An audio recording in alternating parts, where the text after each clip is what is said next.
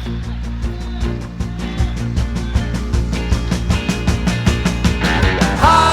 town, going down to hockey town, whoa, whoa. Hockey town, take me down to hockey town, yeah, yeah, yeah.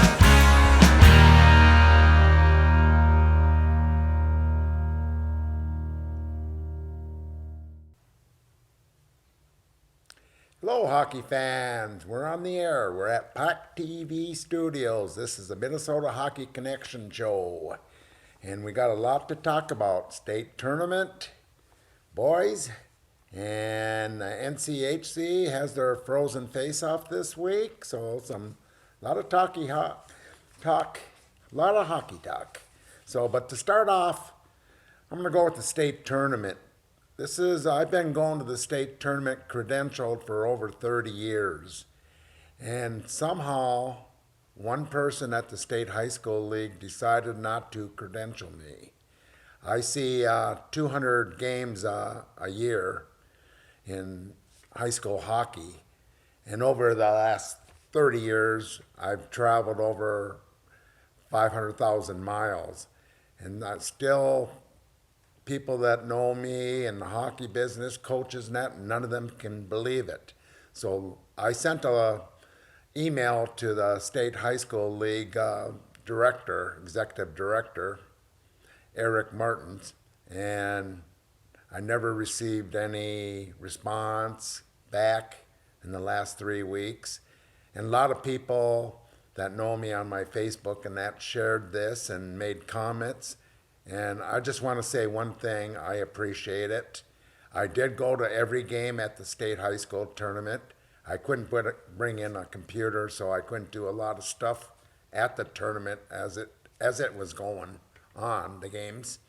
So I got a lot of notes here I was in the club section meeting a lot of people. And like I said, a lot of people, everyone, there's not one person that can't believe it that I go to cover 200 games a year and not be credentialed after being credentialed for 30 years. So moving on, I just want to thank the people that shared it, made comments, supported me on this. And later on today, I'm going to do the same thing on Facebook. If you want to see my response, you can go on Jerry Burrow, Jerry, B as in boy, OROUGH, Minnesota Hockey Connection on Facebook, our Minnesota Hockey Connection on Twitter. So that'll be out this afternoon. Plus, I'll send a letter that one of my people that know me very well in the hockey world sent a big email to the State High School League too. So I'll put that up there with it. So go to Facebook or Twitter on those Minnesota Hockey Connection or Jerry Burrow. Thank you. But going on now, the state high school tournament, it was a great tournament. Both finals were absolutely amazing. Let's just start with Class A. Usually Class A, the quarterfinals is not that good, and it proved to be basically that. So in the quarterfinals, the 4 games, I'll just go over the scores. War Road, the number 2 seed, beat Monticello 7-1, so that was a running time game. Montemita, the 3 seed, beat Mankato East 4-1. Hermantown, the number 1 seed, beat New Prague 5-1. They started out 4-0 in the first half of the first period and just scored 1 goal after, so New Prague did a pretty good job with Hermantown, really. And then Alexandria beat Minneapolis 4-1. Then we moved into Friday semis at 11 o'clock in the morning. And War Road beat Montemita in a really good game. It went into overtime, and it was 5-4, War Road. And then in the second game, semifinals, Hermantown 7, Alexandria 1. So that was a running time game. But everyone thought this is a game to watch if it came to be. the Hermantown and War Road game, 1 and 2 seed. They played each other earlier up in Hermantown, and that game went into overtime. It was 2-1. So going into Saturday, they had the lower bowl. It was filled. It was close to 10,000 in the lower bowl. I thought they would open it up, but somehow maybe the weather or something. It was pretty cold downtown, the coldest state tournament in the last 30 years probably that I remember. But it was a great game. Zamplant scored a couple goals, and they went on and beat Royal 3-2. But the thing that really caught my eye during the game is how Hermantown stopped the number one line in Gardner and Shawnee for War Road. They're number two great players that both be playing D1 in college. Shawnee is coming to UMD. He'll be a Bulldog. He's only a junior now, and Gardner hasn't picked his college yet. So those two players, but they shut them down. And really, Hermantown had a great weekend. I'll just start with Friday. No, I'll start with the first game on Wednesday. And New Prague, they beat 5-1. And in that game, Zamplant had 2 goals that game too. Number 4, Wyatt Carlson had a goal. Dominic Thomas had a goal. And Max Plant, Zam's brother, had a goal and assist. So, and then Callaway, the goalie, only had 13 shots on goal and he made 12 saves. So he didn't get too many shots in this tournament. Then we go to the next game, and I'll tell you, Hermantown, they had a pretty good tournament, I think. They beat Alexandria 7-1, and they had a great game that game. And in that game, there's 7 different players that scored.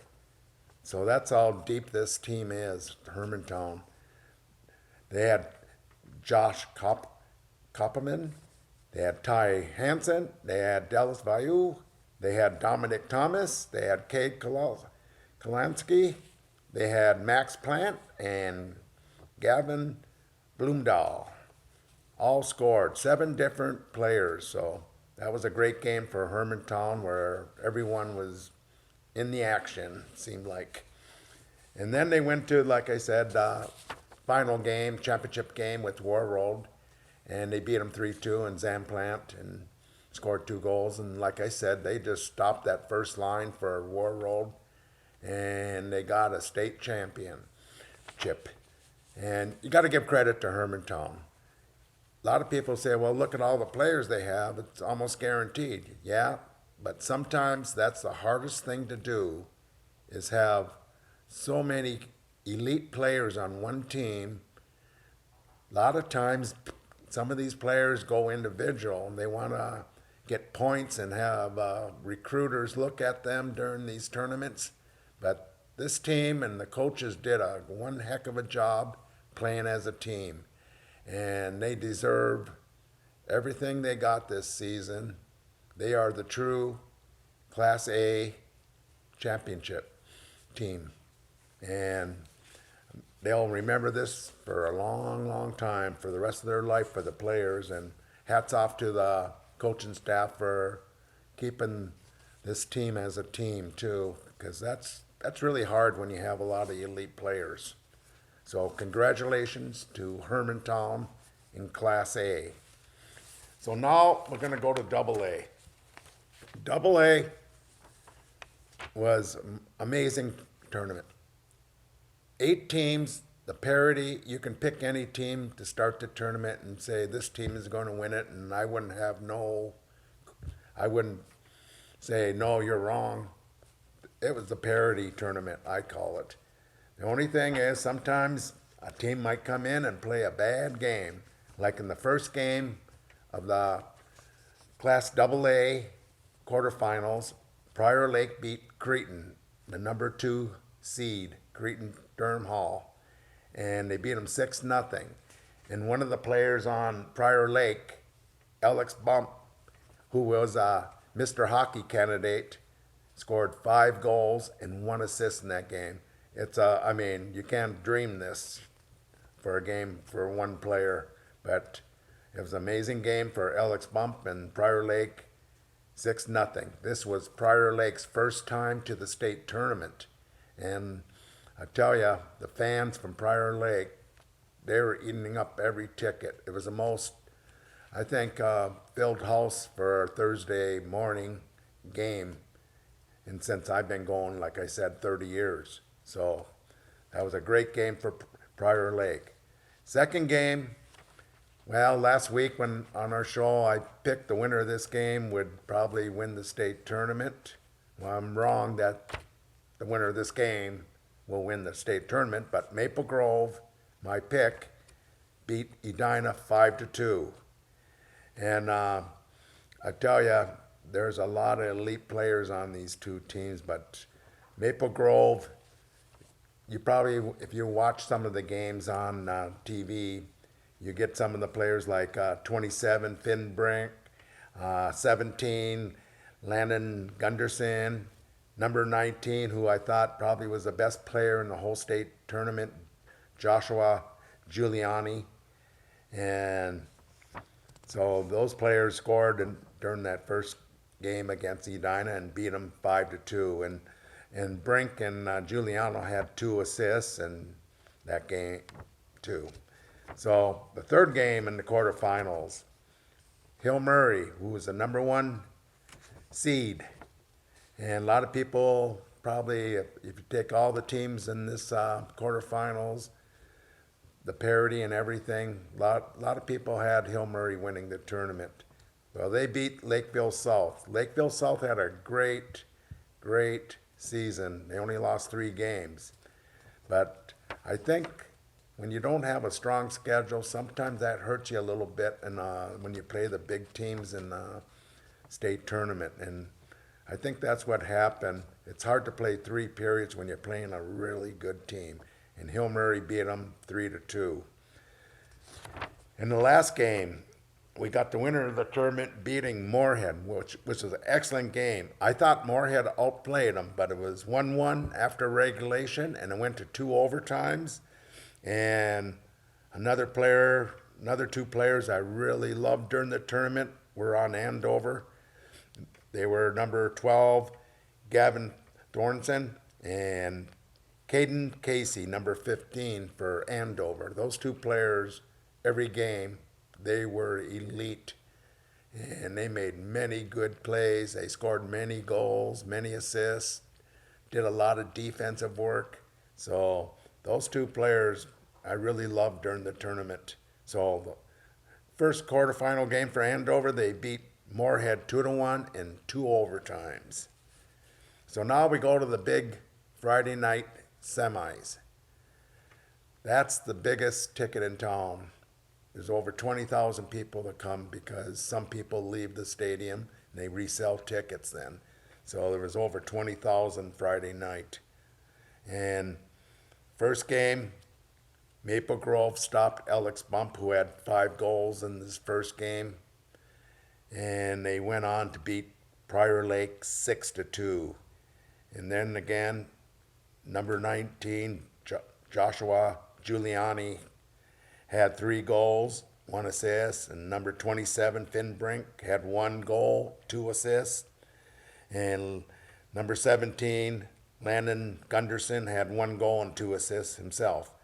But another player on that team, he's only a sophomore, and I think he's going to go big time. He might even go out to Andover next year in the development team. And I think this kid has the potential to play pro hockey. He's a big boy. He's only a sophomore, but he had a lot of assists, played a lot of time on the ice, and I really like this kid. He had about, I haven't added it up, but I'll guarantee you he had over 6 assists during the tournament in the 3 games. So moving on, So we got Andover and Maple Grove in the finals. So the finals Saturday night, we had a full house in the XL Energy Center. 2 public schools, big schools, up on the northwest side of the Twin Cities. And I always said the starting 5 skaters on both these sides will decide this game. And I was so correct. I mean, you take these 5 on each side, the main elite players were scoring goals, doing things that it was an amazing game. And a lot of scoring. The fans loved it. And I think even, I wasn't watching on TV, but I heard Lou Nanny said it was probably one of the best championship games of all time. And he's been doing this for about 50 years. So that says a lot. Yep. That's a lot of goals, though, for the goaltenders to let in, but it was a great game. It went to 2 overtimes, and Logan Grabick scored in the second overtime, and Andover wins 6-5. So it was just an amazing state tournament, and boy, I was in the club level and seeing a lot of friends, old coaches, and former players, and it was just fun talking. And sometimes maybe it was better for me to be in the club talking to these people instead of being in the press box. But the one bad thing, I couldn't have my computer to do stuff, so I couldn't do stuff on time when the game was going on. So I missed that part. So now let's go to tournament's over.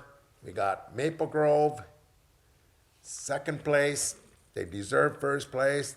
They should hold their heads up high because that was one heck of a game they played. Andover the championship in Class AA. Warroad the same thing. They gave a heck of a performance at the state tournament, second place. Hermantown the champion.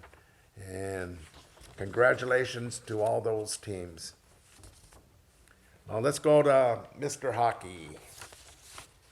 Mr. Hockey. So Mr. Hockey Banquet was the next day on Sunday. And the winner was, they had 10 candidates. I vote for Mr. Hockey. You vote for 7. And out of the 7, put points on all these players.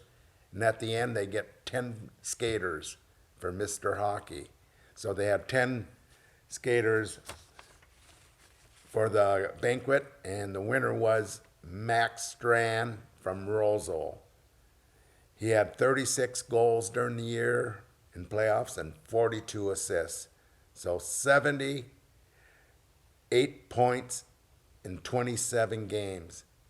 So that's almost 3 points a game. Amazing. He hasn't committed to any college yet, but usually the green up there in Rosal likes to go over to North Dakota and stay green. So we'll see where he goes. Then on the goalie side, as the best senior goalie, it's called the Frank Brinzik Award for the top senior goalie. And Montemita, Ben Dardis won that. And he's been an amazing goalie in his career at Montemita Class A team. In his sophomore year, he beat Hermantown in the championship game to win a state championship for Montemita. And in 29 games he played this year, Ben Dardis had a 15-12 record. But a lot of those losses are to Class AA teams like Hill Murray, St. Thomas, and there's a few others that they played. But his goal against average, he only allowed 2 goals a game with all these, really with playing half the games with top teams.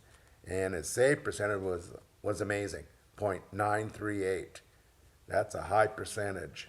So congratulations to Max Strand and Ben Dardis. Max Strand from Rosal and Ben Dardis for Montemita. And let's go on. Let's go to for the all tournament teams. So they have some coaches now. In the old days, they had a lot of media could vote for the all tournament team, but Now they just have some older retired coaches come in and they just watch all the games and then vote for the Mr. Hockey candidate. So they get 6 forwards, 4 defensemen, and 2 goalies. So in Class A, here they are. The forwards are Charlie Drage, Montemita, Zamplant, Hermantown, Cade Kohansky, Hermantown, Jason Shaughnessy, Warroad, and Damon Gardner, Warroad. And it's kind of funny.